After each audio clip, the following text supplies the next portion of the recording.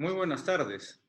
Bienvenidos a este séptimo conversatorio web Organizaciones. Soy Sergio Bolívar, gerente de Andina Consultando y catedrático de UPC.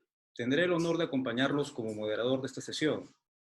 Agradezco a los miembros del panel por participar en este conversatorio. Hasta el momento tenemos 350 inscritos en la sesión. Quiero informarles también que estamos conectados por Facebook Live para quienes aún no hayan logrado inscribirse vía el aplicativo Zoom. Para conectarse a la sesión pueden buscar en Facebook la palabra que es el título de este conversatorio, es Liderando la reactivación del sector construcción e infraestructura con pactos de integridad. Este conversatorio lo estamos organizando en alianza con el PAT, la Escuela de Alta Dirección de la Universidad de Piura. La finalidad de este espacio es generar reflexiones y propuestas de reactivación del sector construcción e infraestructura en un marco de la fase número 1 que está comprendiendo a este sector para la reanudación de actividades. La reactivación de la construcción significa 1 millón de empleos directos formales que dejarían de estar paralizados. Esto incluye proyectos del Plan Nacional de Infraestructura para la Competitividad, proyectos de la Autoridad para la Reconstrucción con Cambios.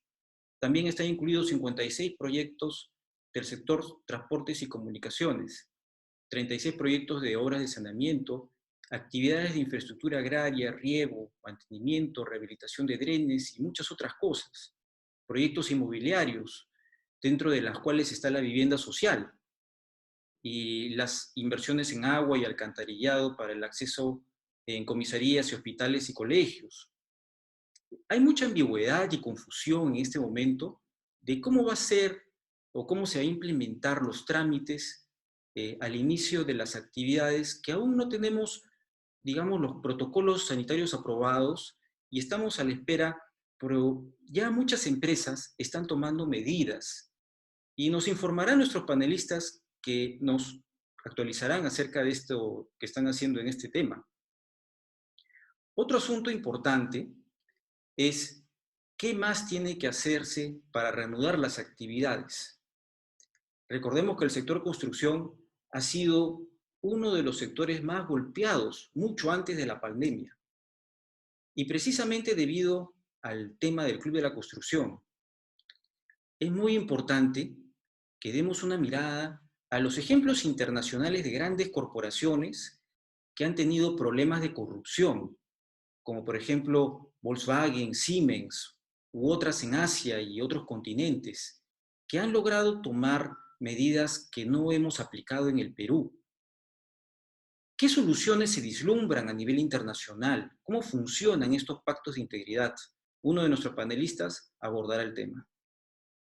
En este contexto, en el que las empresas deben tener más claridad respecto a qué propuestas seguir para sacar adelante el sector y también ser conscientes de la dimensión e importancia que tiene su retorno a la actividad con propuestas positivas, queremos que este panel nos ayude con sus reflexiones y propuestas que nos sirvan para conocer cómo liderar la reactivación del sector construcción en lo empresarial, en los pactos de integridad con la experiencia internacional y en el tema de vivienda social.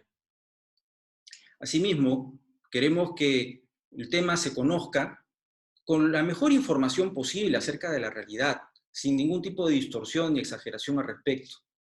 Siempre es un honor para mí moderar este espacio, que tiene un panel muy nutrido y va a dar respuestas, o propuestas, mejor dicho, para que permitan retomar el crecimiento una vez superada esta crisis.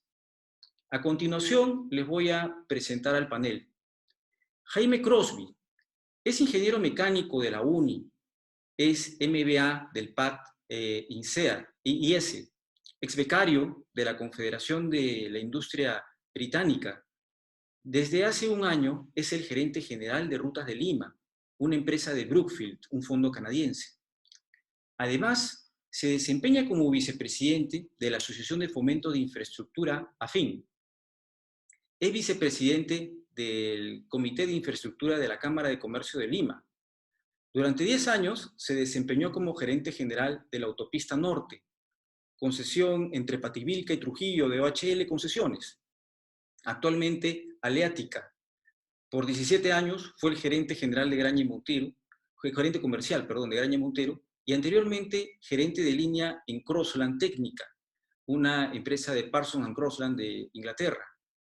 Tuvo varios cargos en Serper de Pirelli y ha sido también presidente y vicepresidente del Club Regatas. Actualmente es vicepresidente del Club Panatlón y es miembro fundador de la comisión organizadora de los Panamericanos de Lima 2019.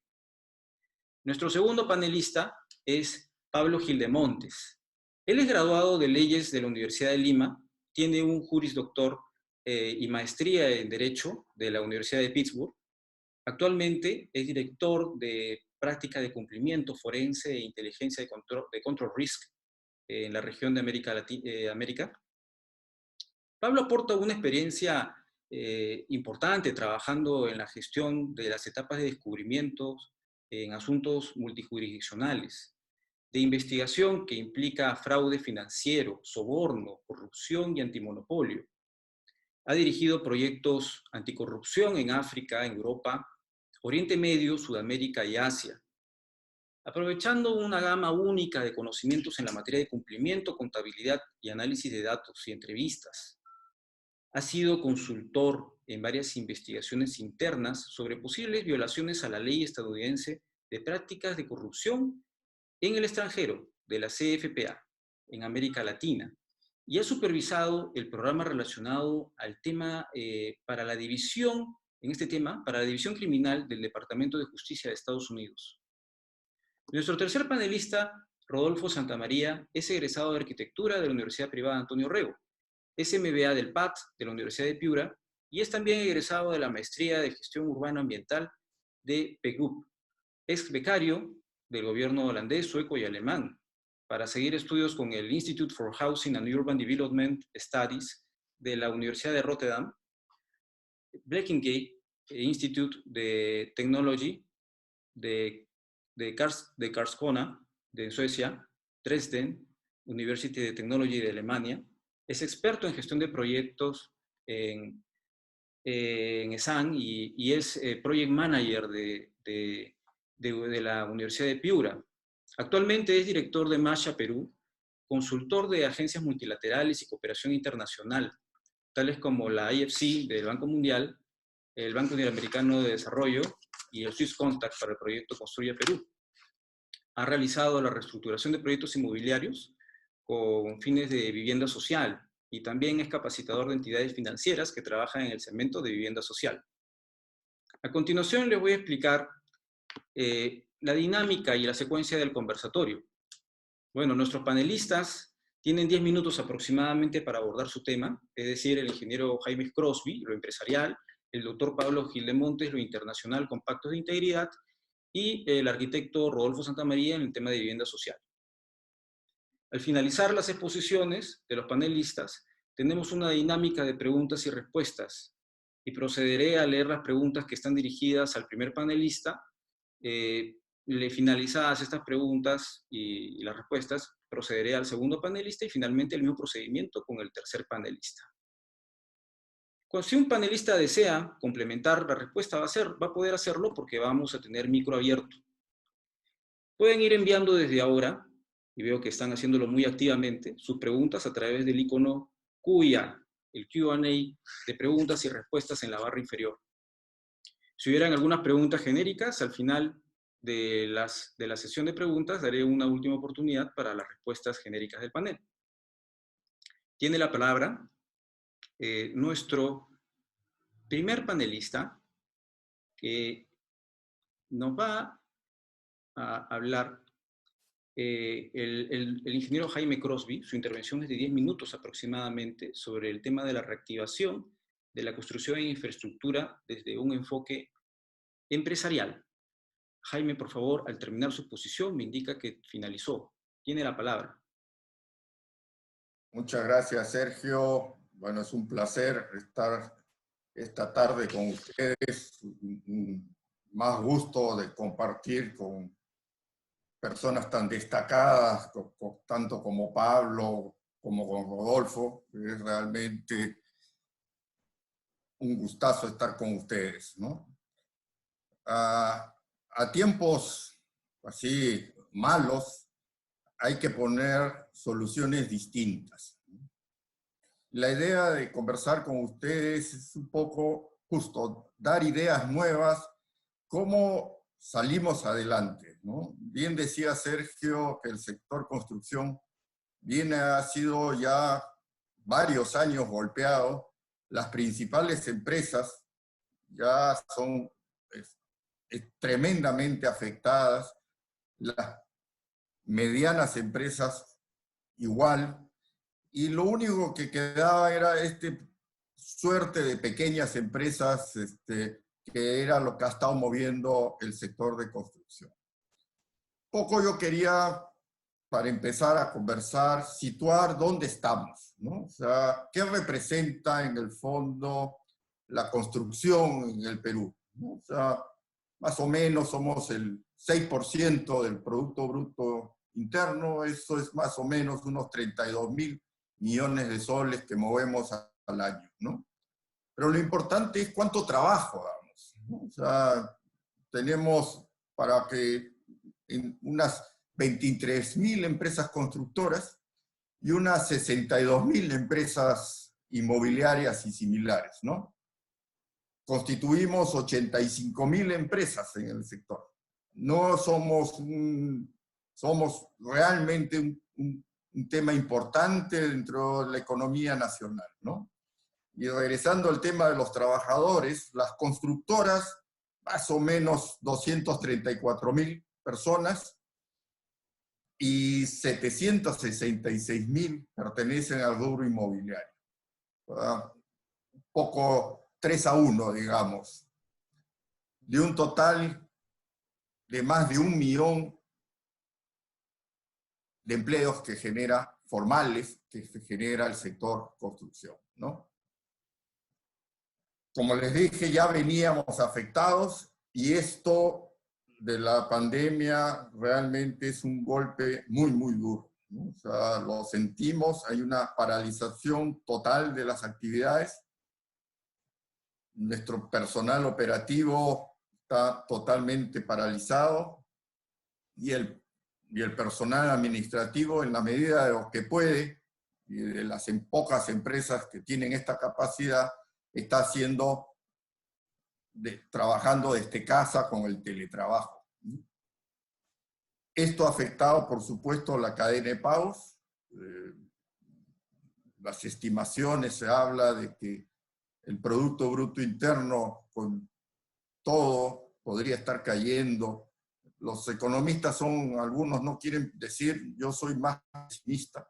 Yo creo que vamos a estar bordeando el 20% de caída, ¿no? Y el sector construcción, al haber estado paralizado prácticamente los 2 meses, ¿no? O sea, la mitad del mes de marzo y todo esto realmente es un golpe muy duro para las empresas, ¿no? Entonces, ¿qué hacemos? ¿No? Ante esto, ¿qué hacemos? O sea, es claro de que por la capacidad de generar la gran dinamismo que tiene el sector construcción, debería ser el primer sector que arranque. O sea, realmente en Colombia el primer sector que empezó a funcionar fue la construcción, porque es el gran dinamizador de la economía, es el sector que efectivamente emplea gente. O sea, nuestros operativos es justamente la gente que necesita, y es esta modalidad que tenemos de contratar gente digamos, por la semana y acabar, significa que esa gente no está recibiendo dinero. Y es la primera que tiene que recibir. La gente no le gusta recibir plata en la mano, a la gente le gusta trabajar. Yo creo que es un tema de dignidad de la persona humana el trabajar y sentirse que está ganando su dinero con su trabajo. Entonces, qué medidas poder tomar, ¿no? O sea, yo diría que tenemos que crear un poco, como les decía al principio, un marco nuevo. Tenemos que hacer un shock de inversión pública de inmediato. O sea, ha salido que en la fase 1 se arrancan ciertas obras, pero si ustedes han leído parte que es bastante confuso y mezcladas cosas, han puesto hasta venta de maquinaria agrícola, hasta notarios dentro de la lista. O sea, han hecho una lista apresurada, me parece, y no han tomado en cuenta, y la lista que ponen de los proyectos priorizados, digamos, hay muy pocos que puedan arrancar. O sea, y me iba a lanzar ninguno. O sea, de esa lista puede estar. Tenemos que tomar las cosas en serio y dedicarnos, mira, trabajemos en equipo, el Estado tiene una muy importante labor que hacer. Me imagino que están abrumados por esta situación, pero deberían llamar a las empresas contratistas, a las principales, juntarse con el sector inmobiliario, las principales también, llamar a los gremios. Es importante ahora la colaboración de los gremios. Yo siempre he sido un hombre gremial y creo en el trabajo gremial, muy mal tratado en los últimos tiempos, pero tenemos que decir, esa es la representación que tenemos que tener ahora. Tenemos los gremios mucho que decir al Estado y deberíamos tener esta capacidad de poder conversar.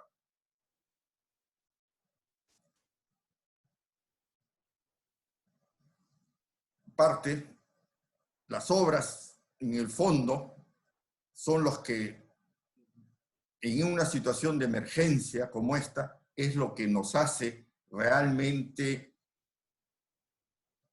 poder mejorar como país, ¿no? O sea, ¿qué es lo que nos falta? Hospitales. Y que tenemos que arrancar a hacer hospitales. Tenemos nuevamente las carreteras paralizadas. No tenemos escuelas, que es nuevamente el problema que vamos a tener. Entonces, tenemos que poner las obras de saneamiento. ¿Cuál es el gran problema de la gente? Que no tiene agua y no tiene desagüe.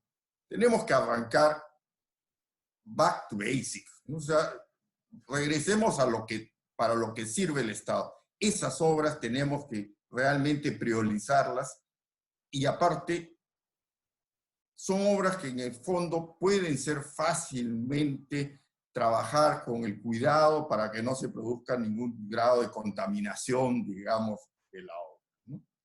Para eso es preguntarnos, ¿no?, cómo aseguramos a los trabajadores ante el inicio de las operaciones, ¿no? Número uno, creo que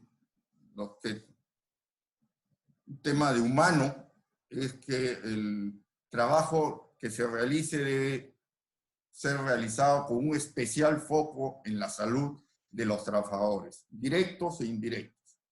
Acá tenemos que acostumbrarnos a una nueva forma de trabajar. Yo me acuerdo en los años 90, cuando recién empezábamos los temas de seguridad, ¿no? O sea, nos mirábamos, siempre hacíamos seguridad, ¿sí?, pero nunca lo habíamos sistematizado, no teníamos dentro de las constructoras a ninguna persona que fuera un gerente de seguridad para las obras. No era cosa, no se guardaban estadísticas, teníamos que rebuscar cuando alguien nos pedía cuáles son tus índices. Eso ahora, esta nueva, tiene que estar también interiorizado. Las empresas constructoras tenemos, esta es una nueva ola, igual como fue la ola de los 90 de seguridad en el Perú, ahora en el 2020 tenemos que entrar a una nueva ola, que es la nueva ola de cómo hacemos para cuidar en tiempos de pandemia a nuestro personal, ¿no? O sea, tenemos que trabajar, mantener los niveles de distancia, enseñar a nuestra gente. Mucho de lo que tenemos que hacer es enseñar, o sea, tenemos que enseñar a nuestra gente a cuidarse, ¿no? Lo que vemos por televisión es espantoso, ¿no? O sea, la gente aún no toma conciencia del riesgo que toma, ¿no? Todos los protocolos de bioseguridad, todo eso tiene que estar completo, ¿no? Distanciamiento social, si se produce un contagio, con quién estuvo, todos los protocolos tenemos que hacer, ¿no? ¿Qué recomendaciones daríamos para reactivar al sector? Como empezamos diciendo, el sector y las constructoras están muy mal, ¿no? Tenemos que crearles beneficios a las empresas, ¿no? A las más golpeadas por esta situación, ¿no? O sea, que les permita cumplir con pagar a los trabajadores. O sea, realmente lo más importante y lo que tenemos que cuidar son a nuestros trabajadores, ¿no? Y es lo que más necesitan ingresos hoy día. O sea, no estamos, ¿no? Una idea que estaba por ahí es, acuérdense que tenemos un gran porcentaje de costos laborales asociados a los costos. Lo que la gente quiere ahora es tener su dinero, ¿no? Y como las empresas van a estar, y estamos todos con una rentabilidad, si es que hay, ¿no? O probablemente en pérdida, postergar los derechos laborales relacionados a costos un poco, ¿no? También un poco eso lo va a trabajar más, un poco Rodolfo, tiene que haber facilidades a acceso de capital de trabajo, a préstamos, a cómo la relación con las municipalidades, cómo reactivamos para que esto sea rápido e inmediato, ¿no? El segundo, diría yo, es un impulso a los proyectos, ¿no? Aquí, sí me permito decirle, acá tenemos la obra pública, como decíamos, tiene que empezar a funcionar. Pero tiene que empezar a funcionar en forma distinta. No podemos seguir con la forma tradicional, ¿no? O sea, yo siempre hago el cuento, la construcción empezó en la época de los asirios, probablemente con los egipcios, cuando se hicieron las pirámides. Y seguimos construyendo exactamente igual, ¿eh? O sea, las grúas que habían para construir las pirámides son más mecánicas, más cosas, pero sigue siendo lo mismo, no hemos cambiado absolutamente nada. Construcción y agricultura tienen el honor que son los dos temas menos tecnificados que existe, la industria menos tecnificada que existe. Tenemos que cambiar, tenemos que reconocer que tenemos que cambiar. Y cambiar y contratar por el Estado significa cambiar absolutamente el paradigma. El sistema de contratación pública no da más. O sea, yo creo que ya los años que venimos trabajando se acabó. O sea, tenemos que crear unas nuevas formas. Y lo primero que tenemos, y ese es un tema que abordará Pablo, es otro departamento dentro de las empresas. Tenemos todos que tener un departamento de compliance, tenemos que todos los contratos tener cláusulas anticorrupción claras, muy precisas, en que a la primera se acabó el contrato y de ahí lo que siga.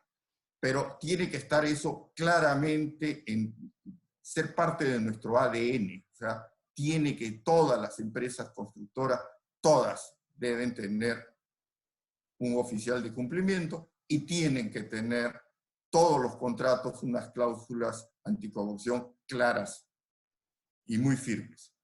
La otra cosa que hay que hacer es que el sistema de contratación, como le decía, no puede demorar 8 años. Tenemos que ir a sistemas cooperativos, digamos, de contratación.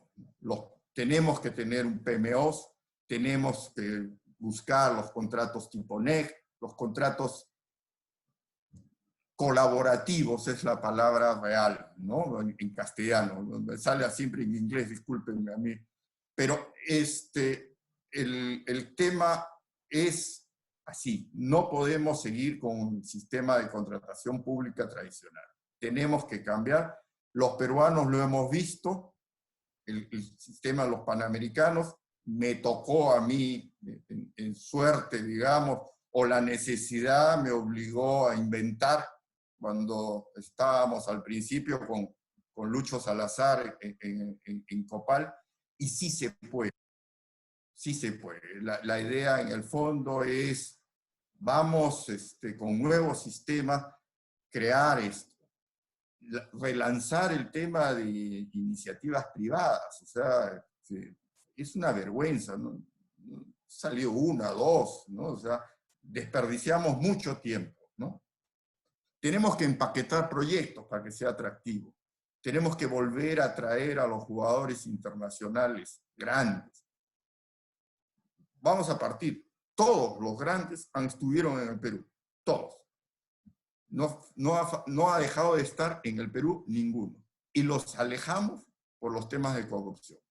Tenemos que nuevamente atraerlos y que regresen, pero eso sí, que el extranjero cuando ve y huele que la cosa no está, sale corriendo. Pero bueno, no te quiero quitar, Pablo, eso, ¿no? Y los contratos se deben respetar. O sea, hay un tema ahí, bueno, pero pase lo que pase, el contrato se respeta. Y se negocia, y no tiene nada de malo negociar adendas. Aquí hay un temor. La obra siempre va a tener adicionales. Y el adicional no tiene nada de malo. No hay esto. Acá cree la adenda, no, es que te pagan y no has hecho obra. Eso es una mentira. Y debemos desterrar eso. Es importantísimo, ¿no? La otra cosa es que tenemos que crear ya a nivel transversal para todas las obras un ente público que destrabe, ¿no?, de expropiaciones, interferencias. No podemos pasarnos.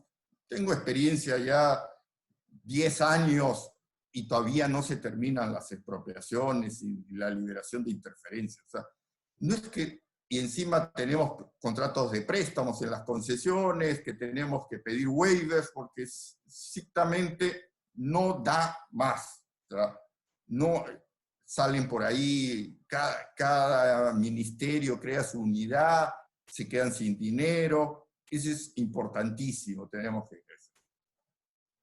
Y finalizando, tenemos que tener un tema de financiamiento. O sea, hay que facilitar el financiamiento porque las empresas realmente constructoras son grandes generadores de caja, pero de utilidades muy pequeñas. Eso es uno de los temas que siempre ha quejado al sector, que la utilidad es muy pequeña. Y la única gran fortuna que tiene es que es gran generador de caja. Que conversar con los bancos, también se lo voy a dejar a Rodolfo, pero los bancos tienen que jugar un papel acá. Desde la crisis de la corrupción, simplemente los bancos retiraron el financiamiento y retiraron el otorgamiento de lo más importante para las constructoras, que son las cartas fianzas. Tiene que entrar de vuelta al sistema bancario, apoyar el sistema de construcción. Yo ahí lo dejo. Creo que me he pasado un poco, Sergio. Bien, ok, Jaime. Muy bien. El sector es complejo y la problemática que ha explicado Jaime es bastante completa respecto al sector.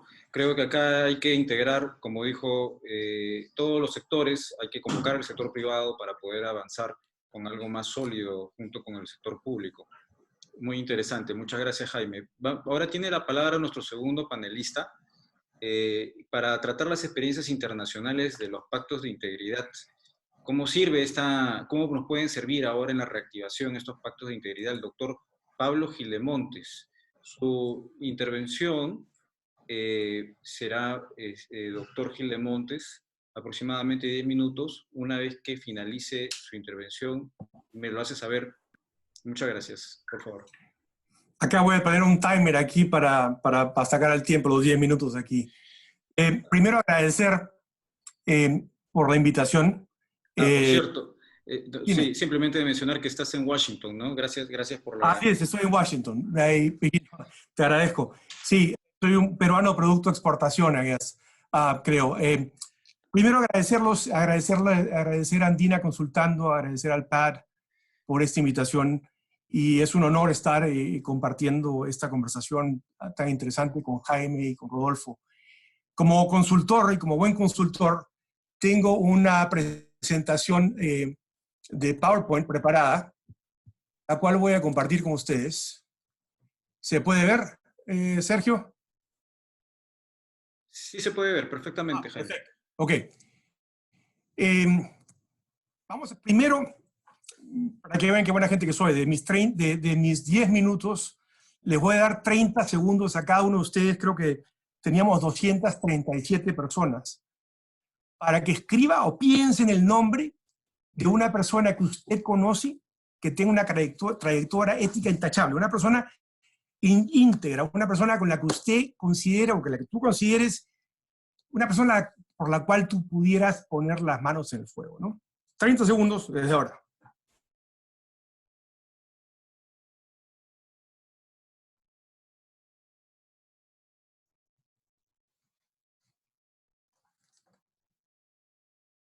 Ok, difícil, ¿no? Pero bueno, sigamos. Esto es algo que quiero que ustedes tengan muy claro. La corrupción mata. Y cuando lo digo ahora, no lo digo en sentido figurado. Un ejemplo de esto es, por ejemplo, un terremoto de grado 6.5 en el 2010 en Haití mató 300.000 personas. Un terremoto en el 2011 en Nueva Zelanda de 6.8 mató 185 personas. ¿Por qué? Porque la corrupción mata. Y eso es algo que, si no lo entendemos como peruanos, por más que sigamos dando vueltas y buscando olas y buscando maneras de cambiar las cosas, no vamos a salir adelante. Es decir, el corrupto tiene que ser visto como un asesino, desde mi punto de vista. ¿Qué es lo que ha sucedido en el Perú con la corrupción? O sea, ¿qué es lo que ha hecho la corrupción, ¿no? La corrupción para los peruanos es el primer problema. Claro, todo el mundo dice que la corrupción es un problema, la corrupción es un problema. El 62% cree que es el principal problema que enfrenta el Estado, ¿no? Y el 71% cree que la corrupción sí ha subido en los últimos 5 años. Pero algo es importante aquí. ¿Cuánto nos cuesta la corrupción? 12.500 millones de soles al año. ¿Cuánto equivale eso? A 10 millones de dólares diarios. ¿Qué se hubiera podido haber hecho? 72 hospitales al año. 72 hospitales. ¿Cuánta gente está muriendo ahora de C-19? Podemos haber hecho 360 colegios. Hemos podido capacitar 72.000 médicos. Abrir 200.000 puestos de trabajo. Yo creo que esto es algo que nos tenemos que dar cuenta, que la corrupción, si es que no utilizamos y de alguna manera afrontamos este tema honestamente, todo va a volver a cero.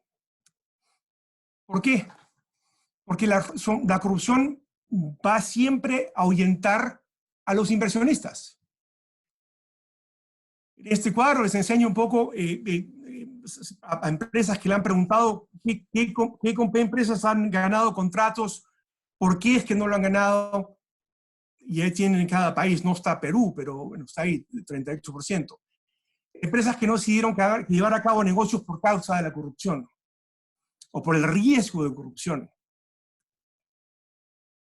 De nuevo, acaba con las transacciones. ¿Cuál es el problema primario? Es que, como decía Jaime, Muchos han venido al Perú y se han ido, pero se van ¿por qué? Se van porque la corrupción está tan engranada en nuestra sociedad que ellos se dan cuenta que a futuro no hay manera de poder tener un retorno favorable. ¿Cuál es el costo de la corrupción para el sector privado? Aumenta por 10% el valor de los negocios a nivel global. 25% es el aumentado el nivel, o sea, el valor de los negocios en la contratación pública. El 52% en una encuesta, el 52% de las personas y de las empresas han perdido negocios por actos de corrupción. Y el 47% de las empresas consideran que la corrupción es un obstáculo para sus negocios. 41% dice que la corrupción es el mayor y el principal problema por el cual se han retirado. ¿Qué sucede con la corrupción en proyectos de infraestructura? La construcción, desde cuando hablaba Jaime, desde el tema de los fenicios y de los egipcios, y por ende, es muy complicado y es por eso es que se da mucho a la corrupción en el sector construcción, ¿no? Es un sector que es ducho a la corrupción. La corrupción en proyectos de infraestructura. Este sector globalmente está valorado en 11.4 trillones de dólares. ¿Por qué es esta mezcla explosiva? ¿No? Hay una mezcla explosiva porque es dinero, burocracia y falta de controles, ¿no? Y existe una relación directa para los gobiernos en los costos, ¿no? O sea, y a la vez es una gran amenaza para las instituciones financieras, aseguradoras. Esto es algo que realmente pues impide la salida de nuestros países, ¿no? Elementos que favorecen la corrupción, pues el poder de discreción del funcionario público. El funcionario público tiene la decisión de dar, pues, de otorgar o contratos, o de tener la capacidad de diseño, o de hacer las cosas, pues, que estén de alguna manera enfocadas para una cierto competidor, ¿no? Hay un beneficio económico y lo que siempre, el cliché es siempre, ¿no? Las instituciones débiles, ¿no? Y cuando uno se pone a pensar qué cosas son las instituciones débiles, yo siempre respondo, las instituciones son seres humanos. La corrupción es un riesgo humano que requiere soluciones humanas. Cuando uno dice, el ejemplo que yo doy es que cuando yo estudié Derecho en el Perú, en la Universidad de Lima, solo una persona en mi promoción quiso ser juez. Cuando volví a hacer la carrera de Derecho en los Estados Unidos, el 40% de mi promoción quería ser juez, quería ser empleado público. Y esa es la gran diferencia entre nuestros países. ¿Cuáles son los elementos que favorecen a los proyectos de infraestructura, que favorecen a la corrupción? El tamaño. Son difíciles de comparar los presupuestos entre unos y otros. Los gobiernos están tratando de ejercer control. La cantidad de gente y los lazos contractuales. La poca frecuencia, a veces estos megaproyectos crean, pues, oportunidades para mayor incentivos y para compañías decir, no necesito tener este megaproyecto. El trabajo es oculto, pues los materiales no podemos saber cómo garantizo que el constructor me puso el cemento que me dijo que me iba a poner, ¿no? Y la falta de debida diligencia, ¿no? La debida diligencia es hacer todo lo que hemos debido hacer para que la persona con la cual estoy contratando, sabemos con quién estamos lidiando, sabemos con quién está contratando. Hemos hecho todo lo debido para poder tomar nuestras precauciones y aminorar los riesgos. La corrupción puede presentarse en muchos proyectos, en proyectos en la infraestructura, ¿no? En la identificación, en el financiamiento, ¿no? Ahí se pueden inflar los costos, la manipulación, en el diseño, ¿no? En la calificación previa, en la ejecución, ¿no? Hablamos las adendas y los permisos. Ya tengo el timer, vamos a pararlo un poquito. Y en la ejecución de proyectos, ¿no? Se inflan los costos y se hacen las famosas adendas. Y entonces, un mecanismo que, digamos, no lo he inventado yo, sino que ha estado desde los 1990s, son los pactos de integridad. ¿Qué es un pacto de integridad? Un pacto de integridad es un contrato legal y a la vez es un proceso, ¿ok? En donde las partes, sean el gobierno o las empresas que están buscando una licitación, hacen una promesa de no buscar beneficios ilegales, ¿no? De no haber entendimiento entre ellos. Se acabaron los clubes de construcción o los clubes de lo que sea.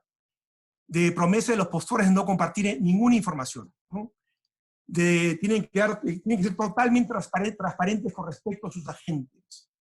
Revelar los pagos, ¿no? De quién agentes son intermediarios.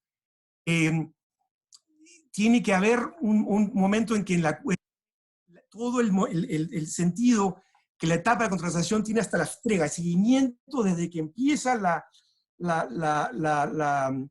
licitación hasta la entrega del proyecto. Y en el supuesto caso de que de alguna manera no se cumplan con el pacto de integridad, esa compañía que no cumplió con el pacto de integridad se descalifica para siempre. Bueno, el Banco Mundial, el Banco Interamericano de Desarrollo, usa lo que se llama el debarment. Le hacen investigaciones a las compañías constructoras que utilizaron sus fondos y cuando se dan cuenta que ellos están, pues de alguna manera, involucrados en corrupción, digamos, se le tacha a esa compañía, ¿no? Y ahora, algo importante también es que el pacto de integridad y todo este proceso está supervisado por un monitor externo independiente que garantiza la transparencia desde el principio hasta el final. Y entonces, esa transparencia lo que hace es que la gente, que la sociedad pueda darse cuenta y toda la información esté al alcance de ellos, ¿no? Los beneficios de los pactos de integridad, ¿no?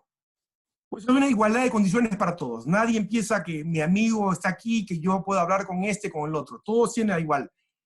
Es un incremento del perfil reputacional del proyecto de todos los actores. O sea, una vez que tú sabes que esto está bajo un pacto de integridad, pues se sabe que tiene una buena reputación, ¿no? Reduce los costos, ¿no? Muchas veces estos proyectos de infraestructura tienen los costos inflados por eso, ¿no? Se puede predecir más los proyectos, ¿no? Existe una protección contra extorsiones, porque si yo soy el constructor y me viene el empleado público y me pide una coima, pues yo voy a llamar al monitor y el monitor va a decir, ¿sabe qué, señor? Usted no puede hacer esto. Ese monitor va a tener que presentar esta denuncia al público general, ¿no? Y es una acción conjunta entre el gobierno privado y el público contra la corrupción, y existe en todas estas experiencias en el pasado una mayor aprobación y soporte de la ciudadanía. Ahora me vas a decir, Pablo, pero porque en el Perú no funciona. La cantidad de veces que he tenido amigos que me han dicho esto no lo salva nadie, el Perú no lo salva nadie. Yo uso este ejemplo, dos ejemplos, Hong Kong y Singapur. Yo lo que siempre digo a la gente es que lo que tenemos que rescatar es el imperio de la ley. ¿Okay? En los 40s y 50s, Hong Kong y Singapur fueron dos de los países más corruptos del mundo, en donde se creó dos situaciones, digamos, en Hong Kong y Singapur, en la cual ellos dijeron, se acabó, no podemos seguir así. Entonces crearon una comisión independiente en Hong Kong y una oficina de investigación en Singapur, ¿no? Entonces se dieron cuenta que habían que hacer áreas trabajando conjuntamente, ¿no? La investigación, cumpliendo todas las leyes, la prevención, minimizar oportunidades de corrupción, y la educación. Yo siempre le digo a la gente cuando trabajo, a los compliance officers, les digo, tienes que trabajar de mano con tu departamento de marketing. Tienes que decirle a la gente que no se permite la corrupción. Esto de aquí no va a ser permitido. Y que es una política desde el gerente general hasta la persona más baja de que no se va a permitir la corrupción en esta compañía. Ahora, me voy a pasar un poquito más de tiempo. Les quiero dar un ejemplo, ¿no? El imperio de la ley. Dos economistas, Fishman y Miguel, que tienen un libro muy interesante, en donde se pusieron a analizar y que tratando de ver si es que Lee Kuan en Singapur tenía razón, porque Lee Kuan siempre ha dicho que la gente, que fue el fundador de Singapur, el que cambió Singapur, fue el que la gente solamente se le podía educar y castigar. Entonces Fishman y Miguel hicieron un estudio en Nueva York y empezaron a analizar a todos los diplomáticos del mundo en las Naciones Unidas en Nueva York, y se dieron cuenta que, bueno, como diplomático, una vez que te ponen un ticket de tráfico, tú no lo pagas, ¿ok? Y se dieron cuenta y quisieron analizar qué es lo que sucedía con todas estas diferentes, digamos, embajadas, ¿no? Y se dieron cuenta que en los países donde había corrupción, la menor corrupción, es cuando menos tickets esta gente, los diplomáticos tenían, aún así no tuvieran que pagarlos. Y se dieron cuenta que un país, creo que era Kuwait, tenía una persona 350 tickets sin pagar. Pero, sin embargo, la persona de Suecia tenía 0 tickets sin pagar. Y así es como cambiamos las cosas. ¿Cuál es el mayor obstáculo? Nuestro pasado. Decir, no, esto no lo va a cambiar nadie. No, nosotros tenemos. Nuestro pasado también implica ama suya, ama aquella, ama lluvia. Pero tiene que haber una voluntad política para cambiar las cosas. ¿Cuáles son los mayores beneficios? Mayor recaudación fiscal, mayor inversión extranjera, orden jurídico, estabilidad política. Eso es lo que podemos hacer, y podemos hacer el cambio en estos momentos. Cada uno de nosotros, de los 237 personas aquí, podemos ser parte de este cambio. Esto es algo que siempre hemos escuchado, ¿no? Que en el idioma chino la palabra crisis está compuesta de 2 caracteres, ¿no? Uno representa peligro y el otro oportunidad. Eso lo decía John F. Kennedy mucho en sus presentaciones, en su campaña, ¿no? Pues yo creo que la oportunidad que tenemos ahora en tiempos de crisis es que cada uno de nosotros nos tenemos que preguntar qué podemos hacer para cambiar nuestro país, en vez de esperar a preguntarnos qué va a pasar o qué pasó. Y ahora, ¿se acuerdan del nombre que escribieron? Ahora les pregunto yo a ustedes, este nombre que pensaron, de la persona ética. ¿Cuántas personas que trabajan con ustedes y conocen a ustedes, a cada uno de los 237 personas aquí en esta presentación, hubieran puesto su nombre cuando le hubiera hecho esta pregunta? Si queremos cambiar el país, depende de cada uno de nosotros y no de la persona del frente. Muchas gracias, Sergio. Ya terminé. Gracias, Pablo. Sí, bueno, Pablo nos ha puesto sobre la mesa un asunto de total determinación que tenemos que tomar como reflexión. Ahora vamos a pasar con nuestro tercer panelista, el arquitecto Rodolfo Santamaría. Él nos va a hablar acerca del tema de reactivación de la construcción desde el punto de vista de la vivienda social. Y el arquitecto Santamaría, por favor, tiene 10 minutos para su presentación. Por favor, adelante. Muchas gracias. Ya, muchas gracias entonces a ustedes. Yo tengo una presentación, pero no lo voy a hacer, más bien voy a tomar algunas ideas fuerzas acá que ahí apuntando, ¿no? En primer lugar, esto va a pasar. Esto va a pasar, ¿no? Vamos a recuperar, ¿no? Hay algunos puntos importantes que valen la pena pensar para pensar en la reactivación, ¿no? Hay un gran caudal todos los años que fluye en un mercado informal. El 70% de la producción de viviendas del Perú se realiza por la vía de la autoconstrucción, ¿no? Y gran parte de esta autoconstrucción es informal, ¿no? Yo tuve suerte de hacer los años pasados algunas consultorías para algunas cementeras, ¿no? La más grande de todas, evidentemente, es una CEM, ¿no? Conversando con la gente de una CEM, decían, Rodolfo, el 70% de nuestro cemento, en un año que no hay grandes inversiones, es justamente para autoconstrucción. Este dinero que se ve y que aparece y que la gente pone ladrillo sobre ladrillo sobre ladrillo y cemento y fierro año tras año, representa el 70% de todos los insumos que se consumen en el Perú. Entonces, hay un gran caudal que nosotros dejamos pasar año tras año, año tras año, año tras año. O sea, si nuestro PBI formal de inversión inmobiliaria estuviera, no sé, pues, 3.000 millones de dólares al año, oye, aquí hay un gran caudal de dinero que nosotros no vemos y que se da por la vía informal. Gran parte de este caudal debería ser traído al flujo regular, ¿no? Entonces, Jaime posiblemente me valide también. Entonces, oye, si aparte de este flujo logramos incorporarlo a la formalidad, otro sería el capital. Entonces, eso es una de las primeras cosas que yo quería decir, ¿no? Entonces, hay un gran flujo de dinero año tras año, sin COVID, y este año inclusive con COVID, que se va por la vía informal, que no es contabilizado, que no es trazado, y que no se está aprovechando de la manera correcta, ¿no? Y estos ladrillos sobre ladrillos que se ponen todos los años pudieran ser cuotas de créditos hipotecarios que la gente pudiera pagar. Porque no es que la casa le sale gratis a esta gente que hace autoconstrucción. O sea, son cientos de miles de dólares que se van invirtiendo, o millones o miles de millones que se van invirtiendo ahí. El segundo tema que quisiera retomar, hablando del tema de la reconstrucción y un auge muy fuerte que ha estado poniendo el Ministerio de Vivienda las últimas semanas, y lo ha anunciado y ha sacado algunos dispositivos legales al respecto, tienen que ver con el decreto legislativo 1464, que prevé la exoneración de algunos requisitos para acceder a los subsidios, y la resolución ministerial 086-2020 vivienda, que prevé algunos valores excepcionales para subsidios, ¿no? También falta ver el tema de los subsidios para los créditos Mi Vivienda. Todo este impulso que hace el Estado peruano es correcto. Es correcto. Hace poco, la primera semana, recordarán ustedes que vino la cuarentena, algunas disposiciones venían, refería una al lávate las manos. Y lávate las manos, y como bien tratada y explicaba Jaime al inicio, era, oye, hay un gran déficit de infraestructura en el Perú.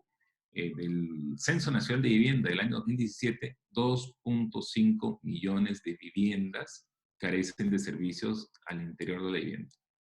2.5 millones de viviendas. Ahora, acuérdense por si acaso que en algunas viviendas viven 2, 3, 4, 5 familias. O sea, estoy hablando más de 10 millones de personas que no tienen agua al interior de su vivienda. O sea, esto pudiera ser, en el peor de los casos, hoy un tercio del Perú. En el mejor de los casos, si quieres, un cuarto del Perú. Pero es un volumen inmenso de gente que no tiene agua en sus viviendas. Lo segundo está referido al tema de la precariedad de la vivienda, porque la segunda disposición que se dio era, oye, quédate en casa. Y yo copié un tweet de alguna agencia argentina que decía, oye, para quedarte en casa hay que tener una. Entonces, claro, entonces las disposiciones de lávate las manos y quédate en casa, para alguna gente no fue muy bien tomada, ¿no? Porque sencillamente no tenía agua para lavarse las manos y el otro no tenía casa adecuada en la cual quedarse.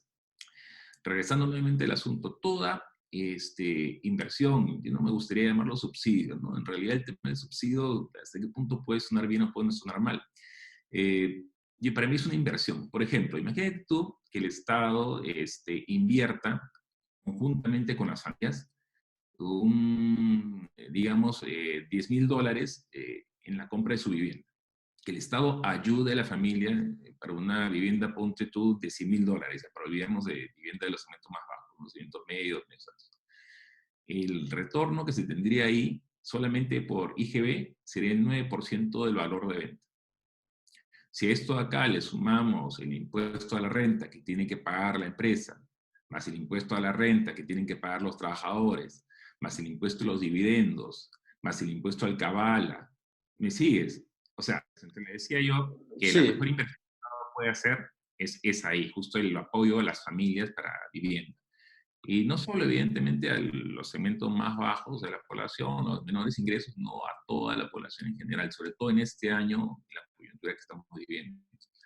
Un dato adicional, por ejemplo, para demostrar lo bueno de inversión que es el tema del Estado en vivienda, es, por ejemplo, la constitución del Fondo Mi Vivienda.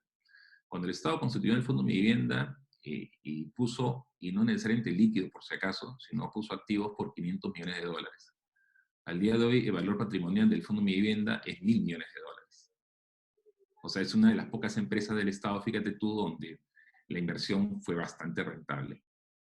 El tercer punto que quiero tocar es, por ejemplo, lo que ha pasado con respecto a los subsidios en vivienda. Me quedan 2 minutos, voy a tratar de correr.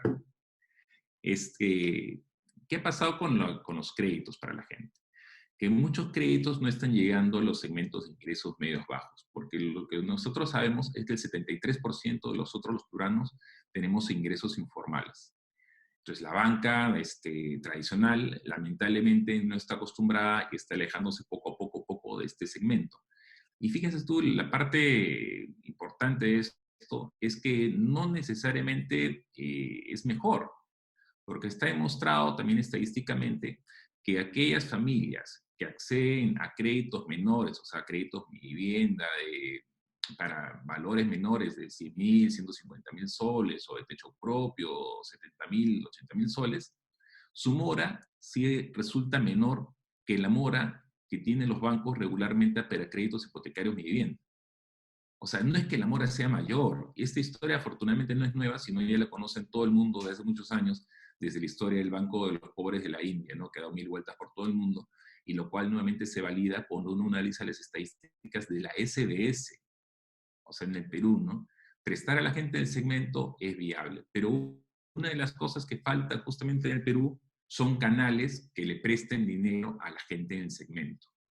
O sea, a la población, 73% que tiene ingresos informales, los bancos por lo general no le prestan, y algunas cajas municipales o microfinancieras van y le prestan, pero lamentablemente copan sus líneas y no pueden seguir prestando, ¿no?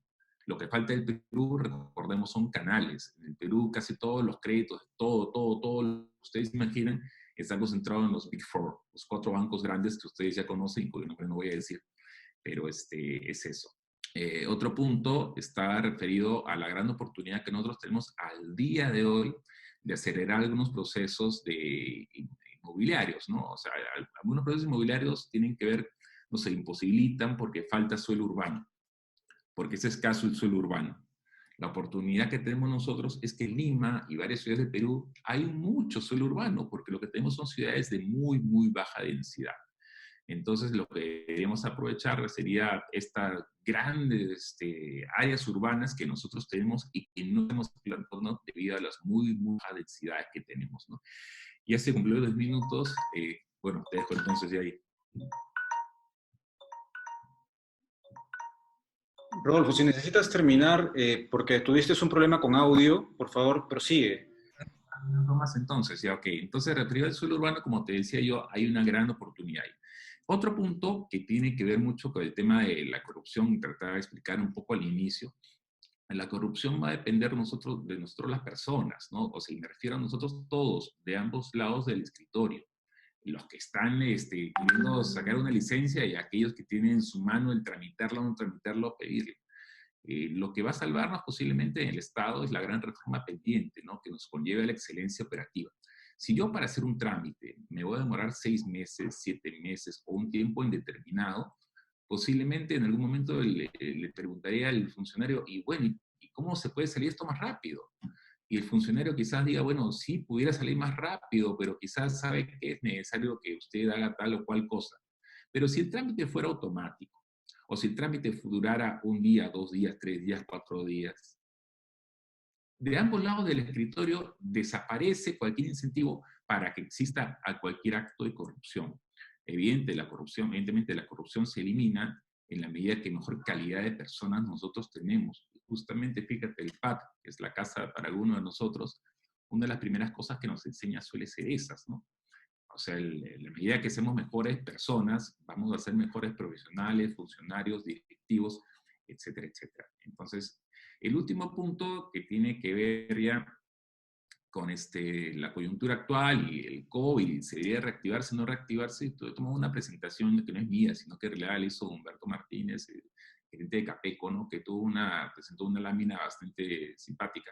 Era que, por si acaso, de todas las industrias, una de las industrias que menor grado de posibilidad, debido a los altos protocolos de seguridad que tiene sanitaria, suele ser la construcción. O sea, los restaurantes, los centros comerciales, la misma actividad gubernamental, etcétera, etcétera, tiene mayor probabilidad de contagio que el mismo COVID, ¿no? Entonces, el mensaje final es que La vivienda social tiene una gran oportunidad en el Perú de reactivar la actividad de la construcción. Existen aproximadamente 3.000 millones de dólares que se mueven todos los años en el sistema y que no deberían perderse. Las estimaciones últimas que decía Capeco eran referidas a algo así como el 30%, ¿no? Entonces, sí se debería hacer algo. Gracias. Muchas gracias, arquitecto. Vamos a poner en audio a todos nuestros panelistas y vamos a iniciar con la ronda de preguntas y respuestas. Este espacio tenemos un inicio que tendrá una duración aproximada de 30 minutos, aunque han llegado muchas preguntas, un volumen cuantioso de preguntas. La idea es de que ustedes puedan, si gustan, complementar las preguntas que van dirigidas a alguno de los demás panelistas. En primer lugar, voy a referirme a las preguntas del panelista Jaime Crosby. Acá tengo 4 preguntas. Voy a proceder a leer las 2 primeras. En esta coyuntura, ¿será posible conseguir inversionistas para nuevos proyectos, o solamente es posible sacarlos adelante con fondos públicos?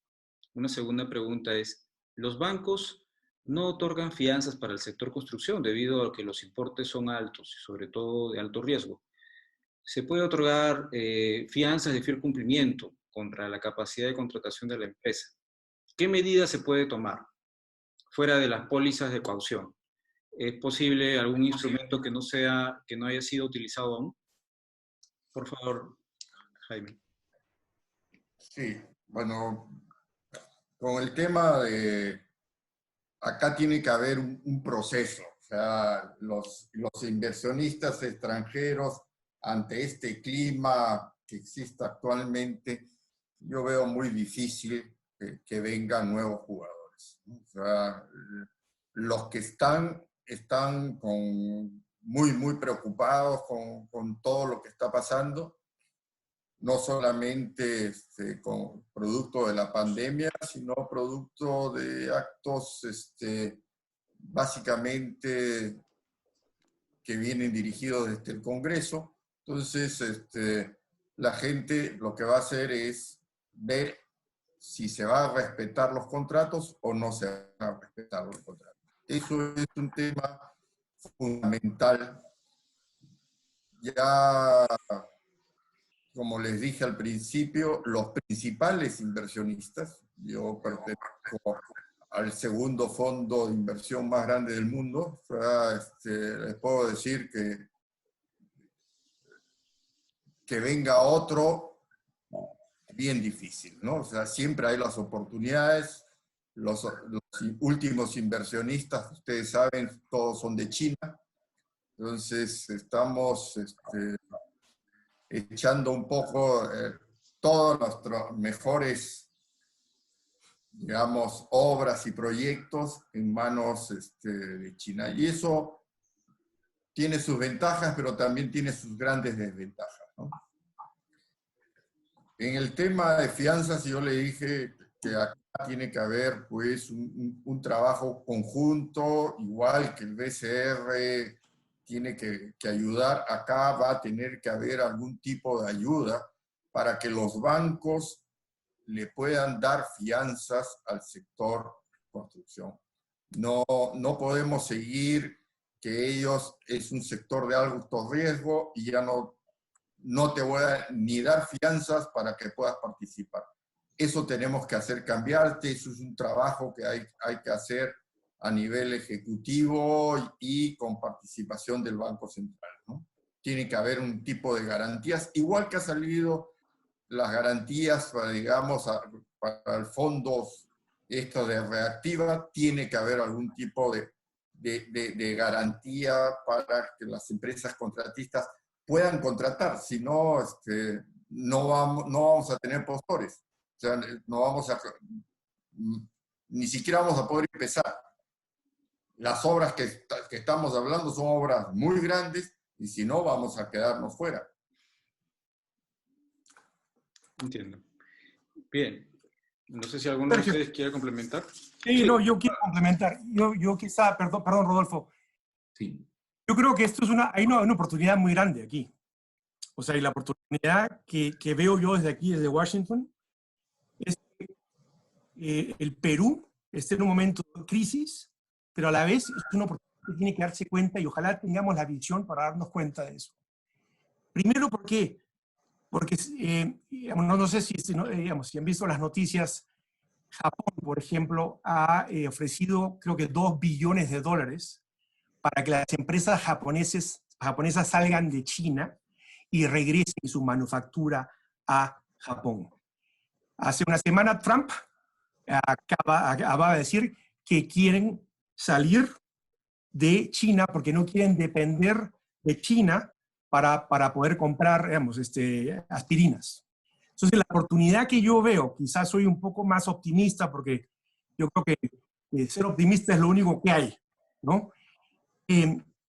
Es que el Perú, si tuviera, ojalá, la visión para poder atraer esas posibles compañías que de alguna manera tienen que regresarse a sus países y darse cuenta de que tienen un tratado de libre comercio con Estados Unidos y poder incentivar a esas compañías que van a salir de China, como ya lo está pasando, esto es una gran oportunidad para nosotros.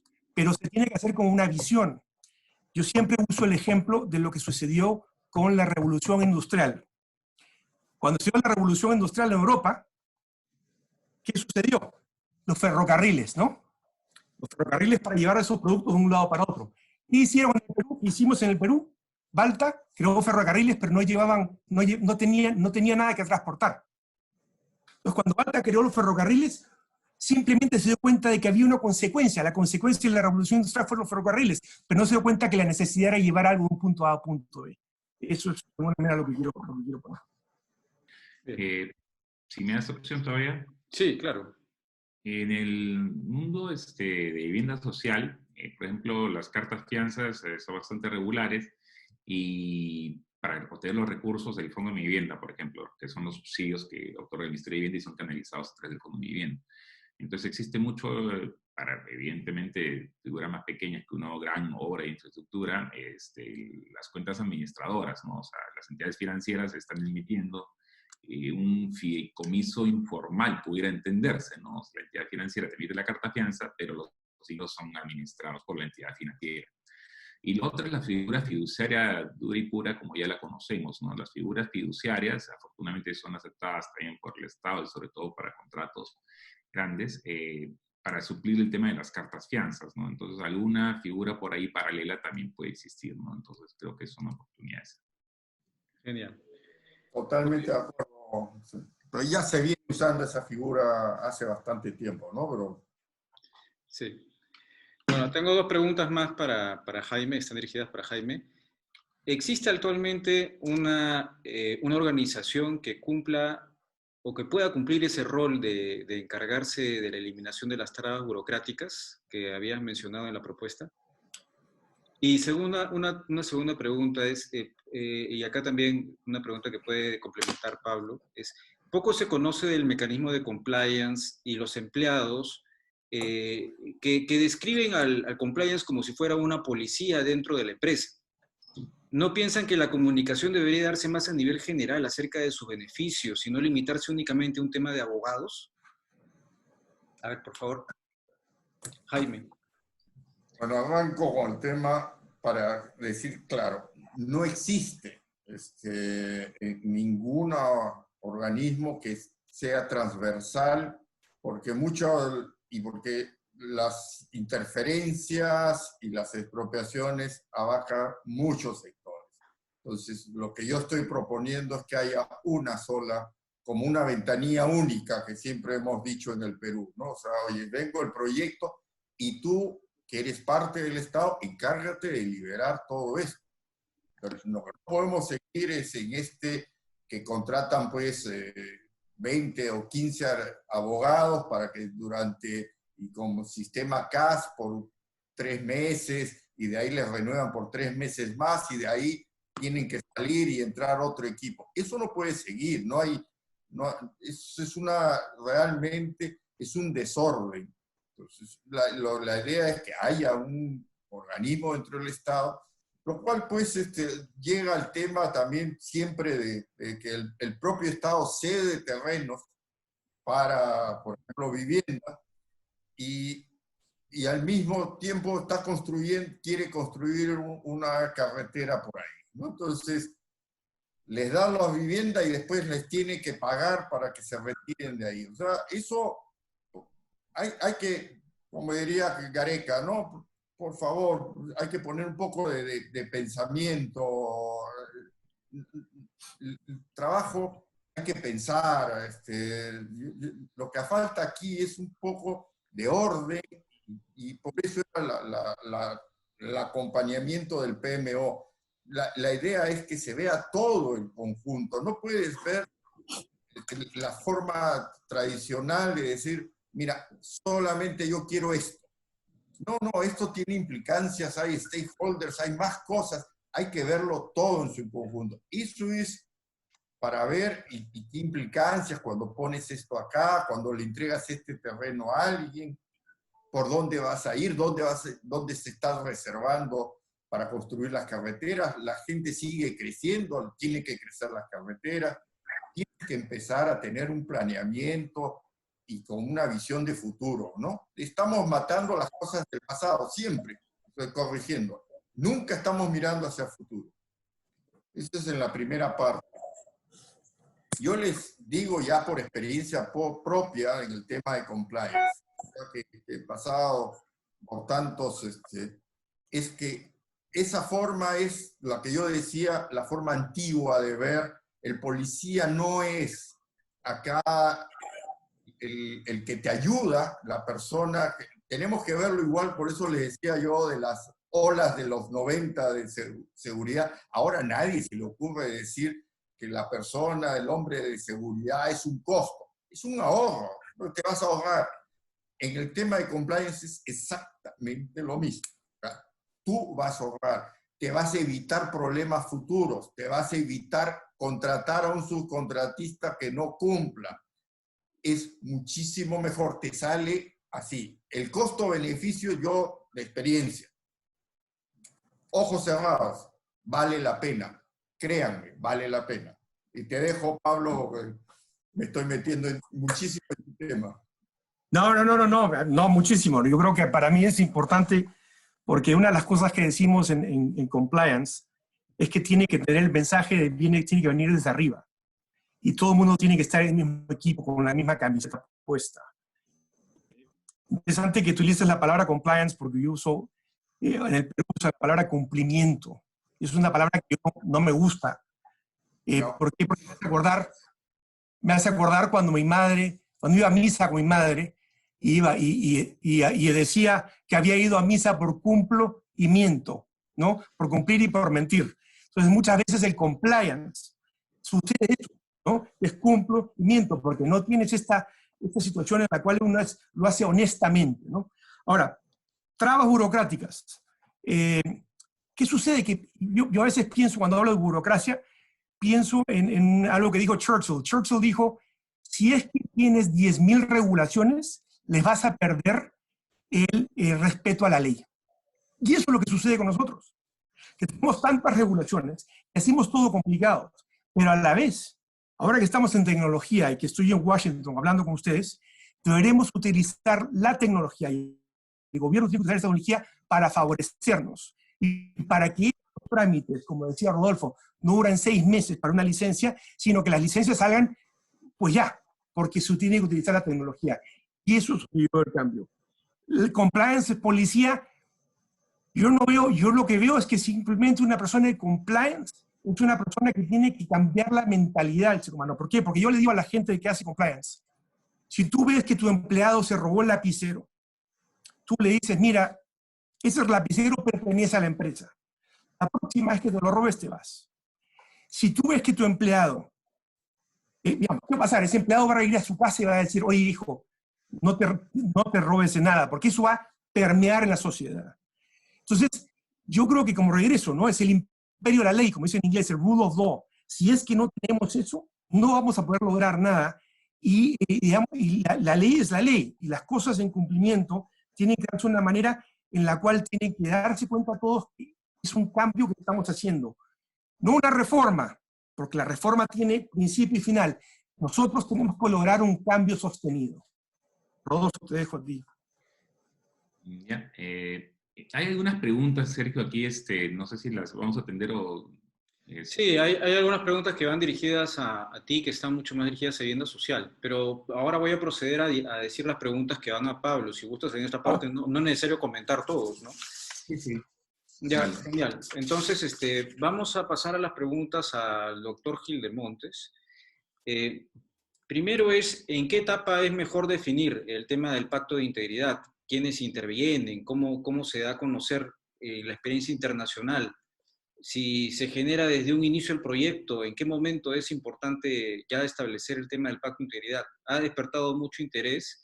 Y una segunda pregunta es si es que esta modalidad de pacto de integridad ya está aplicándose en América Latina y en qué países con éxito. Gracias. Gracias, y voy a ser bastante breve para poder dejar a que Rodolfo pueda hablar. El pacto de integridad tiene que darse desde el principio, desde que el gobierno se da cuenta que tiene que haber una licitación o que tiene que haber un proyecto de infraestructura. Es ahí donde dicen, bueno, vamos a hacer todo bajo un pacto de integridad, y los actores y las personas que quieran ser parte de quieren ser parte de este proyecto, tienen que firmar este pacto de integridad. Y de ahí es donde se tiene que designar a un monitor. El gobierno designa un monitor independiente, una compañía en la cual no tiene ningún tipo de conflicto de intereses, en la cual se dedica a ver el proceso desde el principio hasta que se entrega la obra. ¿Okay? Y sobre otros países, sí, se utiliza mucho, en México, por ejemplo, México lo utiliza mucho, en la India se utiliza mucho el pacto de integridad. El pacto de integridad no es como se lo he dicho, no lo he inventado yo, Transparencia Internacional lo tiene por mucho tiempo, pero lamentablemente no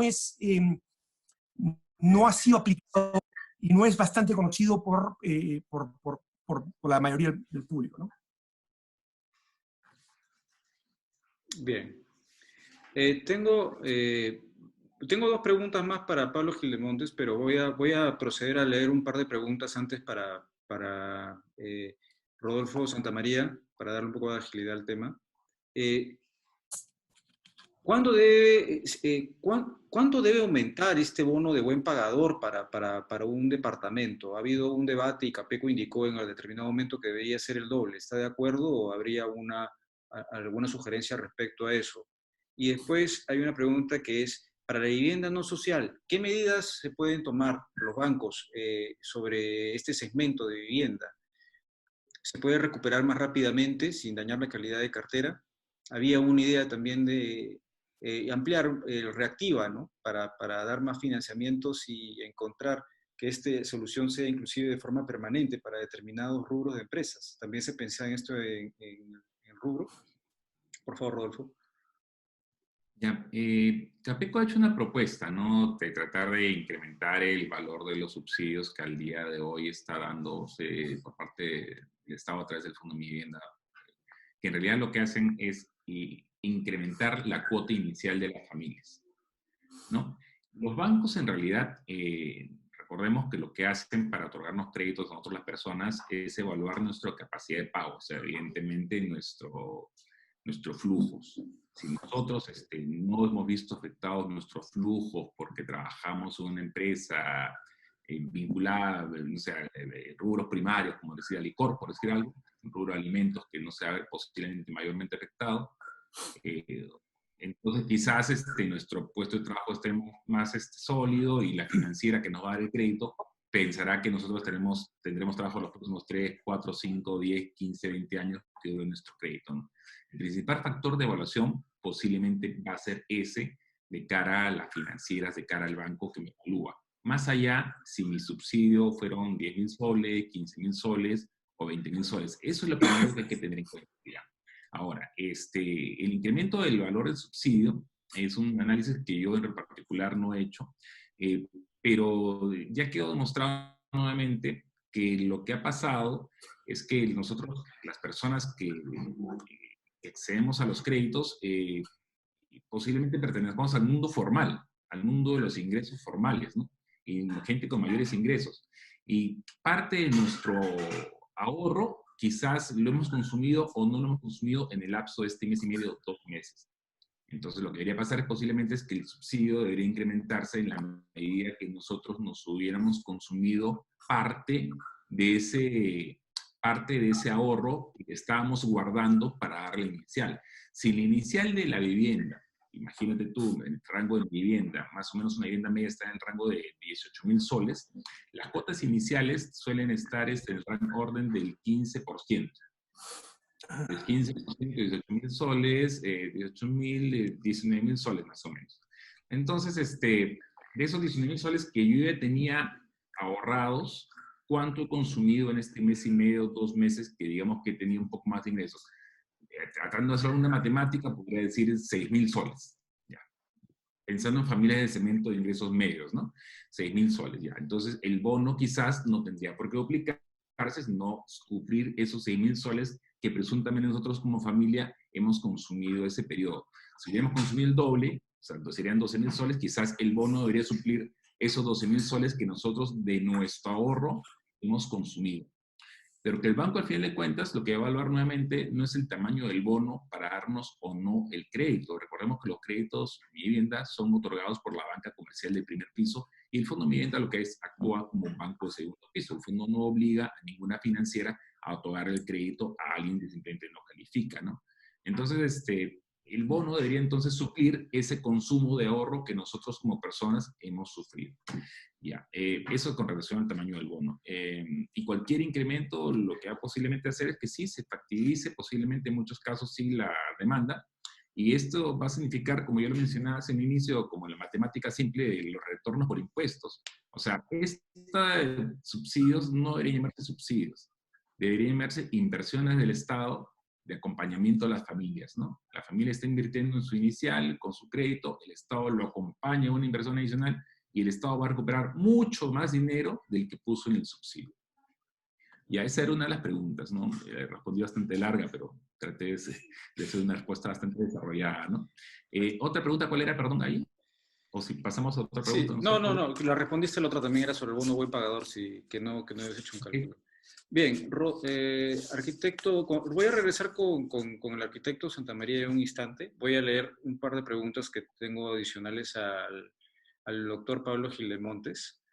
Es acerca de los arbitrajes. Acá en el Perú se ha generado un pago de obligaciones por arbitrajes y de alguna forma estos, ¿de qué manera pueden afrontar sistemas perversos de comisiones? Porque genera una comisión estatal, ¿no? Que desde el punto de vista empresarial sirven realmente las auditorías externas, porque acá hay un tema complejo con respecto a los casos de constructoras. De repente ahí Jaime Crosby nos puede hablar de repente si es que tiene alguna experiencia al respecto, y esa es una pregunta. Y la otra pregunta es, por un asunto de valores, es posible que algunos funcionarios sigan hablando de mitigar la corrupción. ¿De qué manera se tiene que dirigir el debate, o se ha dirigido el debate, mejor dicho, en sociedades parecidas al Perú, porque se necesita esa determinación muy precisa respecto al tema, ¿no? Y es difícil llegar a ese nivel para concretar. Por favor. Tiene la palabra. Bueno, son dos preguntas muy interesantes y cuando te refieres a los arbitrajes, te estás refiriendo al arbitraje, digamos, nacional, ¿no? O a los arbitrajes internacionales. No, locales. Parece dirigida para los locales. Ok. Yo creo que el arbitraje es un mecanismo que es sano, ¿no? De alguna manera, ¿por qué? Porque son mucho más concisos y claros. Lamentablemente es que y eso es un poco que lo he notado, ¿no? El conflicto de interés es algo que no está claro en el peruano, como peruanos, ¿no? No existe esta mentalidad de conflicto de interés, ¿no? Las auditorías internas son muy importantes, pero de nuevo, auditorías internas tienen que ser hechas por compañías o por personas que no tengan conflicto de interés alguno. A veces las auditorías internas están direccionadas para que, digamos, se descubra o no se descubra algo, ¿no? La importancia es la independencia de una entidad que está haciendo la auditoría interna, ¿no? ¿Cómo se mitiga la corrupción? Digamos, la corrupción se mitiga cuando hay una manera de, digamos, un cambio de mentalidad, que es lo que se logró, digamos, en Hong Kong y en Singapur, ¿no? O sea, ellos se dieron cuenta que es tan importante la denuncia de una persona que está siendo acosada sexualmente, y ese seguimiento se tiene que dar, como el funcionario que se robó millones de dólares en un proyecto, ¿no? Se dieron cuenta que al final uno se da cuenta de cómo es que si tu programa anticorrupción, o digamos, que si es que las cosas están avanzando, no porque caen los peces gordos, sino por cómo la sociedad cambia. Cómo la sociedad cambia en su mentalidad. Cómo es que vemos, y eso, digamos, como si la gente no se pasa la luz roja. Cómo digamos, el que está yendo en su casa de Asia con su Porsche no pasa a 100 por hora por la vía alterna. Ese tipo de cosas es como uno se puede dar cuenta si es que la corrupción está funcionando o no, ¿no? Espero que haya podido contestar eso. Puedo definitivamente hablar mucho más sobre el tema, pero yo creo que el darse cuenta que la corrupción es un riesgo humano, ¿okay? Y que necesita soluciones humanas. Si me permites ahí, Sergio. Sí, Rodolfo y... no, creo que Jaime había levantado la mano también. Okay. Sí, yo solamente quería indicar por el tema de los arbitrajes, que ahora que estamos con todas las empresas en tan mala situación, lo que es inaceptable es que el Estado, cuando pierde los arbitrajes, todo lo pasa para no pagar. Hace un tema de dilación absoluta. Lo primero que tiene que ser, para que sea de dos lados, es, terminado el arbitraje, el que pierde, eso tiene que pagar o no se le paga. Pero este sistema también. Pablo dijo muy bien el conflicto de interés de los árbitros, y ese es un tema de selección de los árbitros. O sea, tiene que quedar bien claro, y eso es un poco de los propios árbitros, decir, yo he trabajado acá, yo he trabajado allá, se puede notar.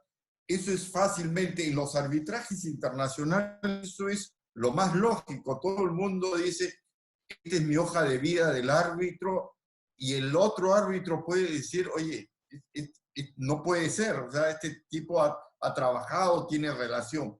El conflicto de interés, tenemos que conseguir árbitros independientes, pero cuando juzgan, ahí quedó, no hay buscar medidas dilatorias. O sea, es uno de los temas que va junto. O sea, hemos perdido no decir, no, pues estoy tratando de salvar al Estado. Perdón, si no tienes razón, no tienes razón.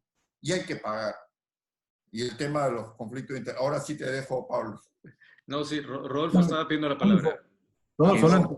No, nada, yendo con Pablo, el tema era el tema de la corrupción que tanto menciona Pablo. Creo que las personas no saben o no se dan cuenta qué cosa es corrupción. Hace un tiempo, me acuerdo, fui a ver acá en San Isidro, al auditorio del Colegio de Santa Úrsula, a ballet de San Petersburgo, ¿no? Y fui ahí con mi mujer, mis hijos, y fuimos a ver ballet. Entonces yo llegué y me estacioné en la cochera del Swiss Hotel. Pero gran cantidad de gente estacionó su auto en la plena avenida, en la avenida Rosario, en San Isidro, donde está prohibido estacionar. Y la gente se estacionó ahí, y no porque no tenía para pagar la cochera, porque toda la fila de autos alemanes que estaba ahí, no es que no tenían 10 soles, 20 soles para la cochera, sino que pensaron o piensan que eso no es corrupción. Piensan que eso no es corrupción. Entonces, por ahí creo que arrancamos la cosa, Pablo, referido a que nosotros tenemos que percatarnos, darnos cuenta en el día a día. Si le decimos a la secretaria, oye, sácame una copia, que tengo que llevarme unos papeles para el club, ¿no? O oye, no utilice recursos de la empresa para el uso personal, porque por si acaso, me gustaría también aclarar también, Pablo, es que la corrupción no solo existe en el ámbito público, también existe en el ámbito privado. Claro, claro, claro. Y existe el ámbito privado. Entonces, lo digo pues, simplemente como tocaste el tema, no voy a dilatar más el asunto para que nos expliquemos más, pero es que hay que mirarlo así, ser conscientes de eso, porque la gente piensa que la corrupción solamente se da en el ámbito público y es mentira. La gente piensa que pasarse el semáforo rojo es una viveza y que no es un acto de corrupción, que tomar cosas de la oficina para llevar a la casa o cruzar el colegio de los chicos no es un acto de corrupción. Y a medida que nosotros tenemos conciencia que sí lo es, vamos a eliminar de nuestro pensamiento que esas cosas no son y que son permisibles y que por eso sí vale la pena hacerlos, ¿no? Muchas gracias. Gracias. No, de acuerdo, Sergio, déjame que veamos. Rodolfo ha tocado puntos importantísimos aquí. Primero, Rodolfo, es que, digamos, cuando yo doy charlas aquí y muchas veces la gente me pregunta Latinoamérica, ¿por qué es tan corrupto? Yo les digo la explicación, ¿no? El problema aquí es el pecado original. ¿Cuál es el pecado original? A Latinoamérica llegaron españoles, perdón, voy a empezar. A Estados Unidos llegaron colonos con un pasaje de ida y con un pasaje de ida y con la misión de crear algo a futuro, de mirar a futuro. Cuando los españoles llegaron a Latinoamérica, llegaron con un pasaje de ida y vuelta, con la única visión o misión de buscar beneficio personal. Y eso es lo que se ha quedado ahí. Y es por eso que regreso a lo que es el imperio de la ley. Y es por eso es que hacer es el cambio de que nosotros tenemos que hacer cambios personales y tienen que haber, digamos, tiene que permearse desde todas esas partes. Pero no, de acuerdo contigo, o sea, lo interesante, ¿sabes cuál es, Rodolfo? Es que esa misma persona que se pasa la luz roja y que coimea al policía, cuando llega en su avión a Miami, es el ciudadano perfecto y para en todos los stop signs. Y eso es lo que está mal. Y eso es algo que tenemos que cambiar. Perfecto, muy bien. Doctor, tengo una última pregunta que es, en su criterio, ¿qué figura es mejor? ¿Un abogado, un estudio de abogados, una empresa consultora, una PMO? ¿Quién es el mejor acreditado para liderar un proyecto de compliance? ¿Cuál es la figura más indicada con su rol de transparencia? A ver, esto es una pregunta un poco cargada. ¿Qué sucede? Yo creo que las personas indicadas o las compañías indicadas son aquellas compañías que ya vienen haciendo esto por mucho tiempo. Que compliance no se ha vuelto una moda, ¿ok? Yo vengo trabajando en estos temas hace 15 años y cada vez que yo iba al Perú y hablaba de compliance, la gente pensaba que yo hablaba del FCPA, me decían ¿qué es eso y con qué se come? ¿Ok? Ahora hay mucha gente que se ha de alguna manera subido al coche, ¿no? Y una cosa interesante, por ejemplo, ¿no? En el compliance tenemos una norma, una certificación, la ISO 37001, ¿no? De alguna manera es una certificación que certifica que tu empresa ha cumplido con algunos digamos, un checklist, ¿no? Y te dan la certificación. ¿Saben qué países son los países donde más auge hay esas certificaciones? Italia, Brasil y Perú. ¿Por qué? Porque todo el mundo está buscando la estampita en donde nos dicen, estamos bien, pero no estamos, volviendo a la analogía de cumplimiento, no estamos viendo y decir, vamos a hacer las cosas con conciencia. Porque como Jaime lo dijo muy claro, al final del día, y como va el mundo, no tener un sistema de compliance que sea robusto y que sea honesto, cuesta muchísimo más dinero a la larga. Y va a crear realmente un problema para las compañías. Yo escuchaba mucho, no, nosotros somos una compañía de esto, somos una compañía de otro, nosotros no le damos a compliance. Y decía, bueno, ya viene el lobo. Y el lobo viene porque, digamos, la globalización, digamos, el mundo está cambiando digamos, y Estados Unidos está tratando de utilizar esta arma como la ley esta del Foreign Corrupt Practices Act como una herramienta geopolítica. Pero bueno, lo dejo. Bien.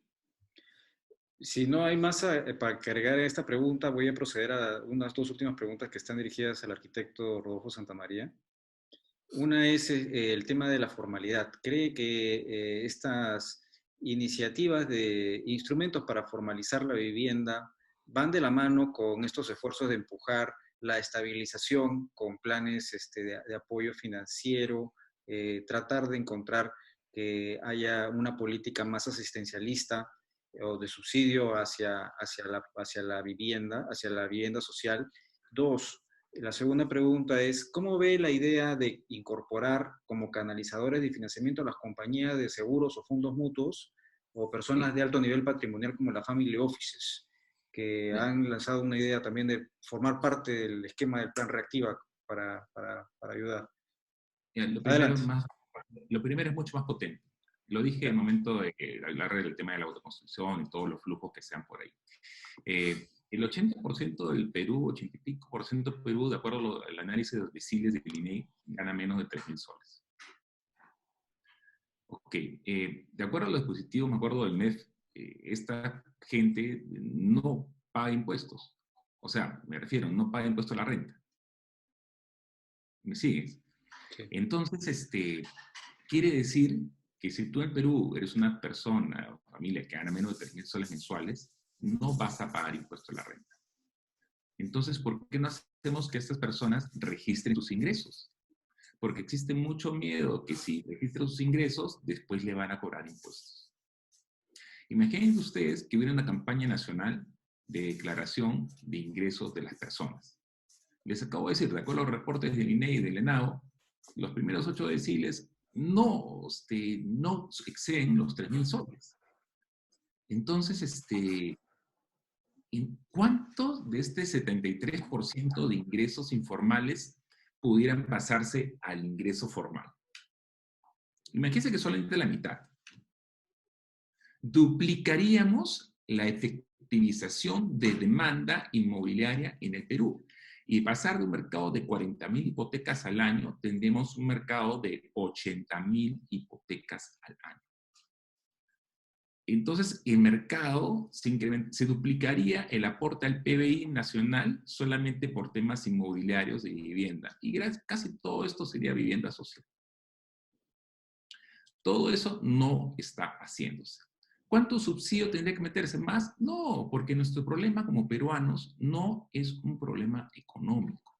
O sea, no somos Somalia, no somos Haití, no somos un país subsahariano. O sea, no es que no haya pobres, sí hay pobres en el Perú, por favor. ¿No? Yo no he dicho que no hay pobres, pero nuestro problema no es un problema económico, es un problema de acceso al financiamiento basado prácticamente en la informalidad de los ingresos de las personas. Y como les acabo de decir, si tú pudieras tener un ingreso de 3.000 soles, entonces bajo la regla del 30% pudieras acceder a un crédito de 900 soles. Si accedes a un crédito de 900 soles, en teoría, una tasa del 10%, 20 años, tendrías un crédito de 90.000 soles. O sea, pudieras acceder a un crédito a una vivienda de 100.000, 120.000 soles. Y si las tasas bajaran más, imagínate que el Fondo de Vivienda, que es la entidad financiera de segundo piso que coloca los créditos, que ayuda a las financieras para colocar los créditos en primer piso, tiene que conseguir fondeo en el extranjero. Imagínate tú que se fondea al 3-4%. Oye, ¿por qué no se fondea directamente el Banco de la Nación? El Banco de la Nación, ¿dónde pone su plata? O sea, que la fondea al 1,5%. Entonces, los créditos de la gente, en vez de ser tasa del 10%, podrían ser tasas del 8% o del 7%. Entonces, la cuota de la gente con el mismo esfuerzo, 900 soles, no sería un crédito de 90.000 soles, era un crédito de 110.000, 120.000 soles. Pudiera tener una mejor casa. Entonces, me sigues, ¿no? Entonces, ahí no tendría que poner el Estado más subsidios. No se trata de un tema de incrementar los subsidios, básicamente. O sea, se trata de un tema de acceso al financiamiento. En la medida que no se da acceso al financiamiento a las personas, evidentemente habrá que incrementar los subsidios. Pero la lógica gruesa del Estado debería estar por el lado de la formalidad. Yo me acuerdo que en las últimas elecciones, tanto los dos punteros en las elecciones ofrecían hacer esfuerzos inmensos para el país para reducir la informalidad.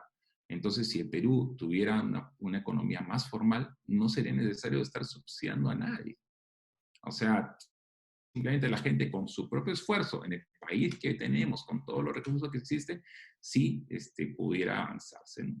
Y la otra parte de la pregunta, perdón, ¿podrías repetírmela? No, era el tema de incorporar a los como canalizadores a las family offices, a las empresas del sistema de mercado de valores.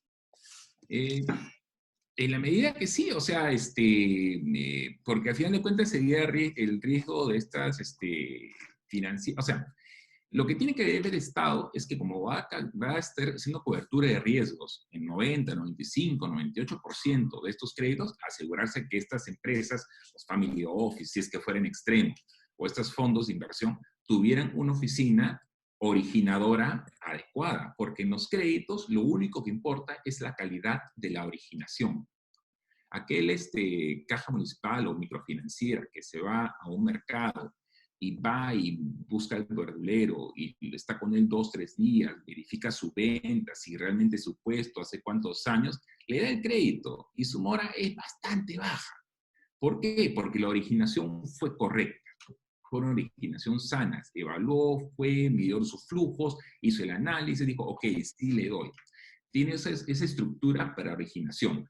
Lo que debería existir en Perú deberían ser oficinas estructuradoras, como existen en Estados Unidos, que son los mortgage brokers, por ejemplo, para el tema de hipotecas, ¿no? Entonces, un mortgage broker analiza, origina bien, está acreditado, tiene un estándar y después ve en qué entidad financiera dispara el crédito hipotecario de esta persona. Bueno, igual quizás debería ser para Creditea Perú, pero ese mercado faltaría, entiendo yo, desarrollarlo para oficinas o empresas que no están adecuadas o vinculadas realmente a una originación en el segmento de PYME, que presuntamente donde se quieren ir los recursos de Creditea Perú.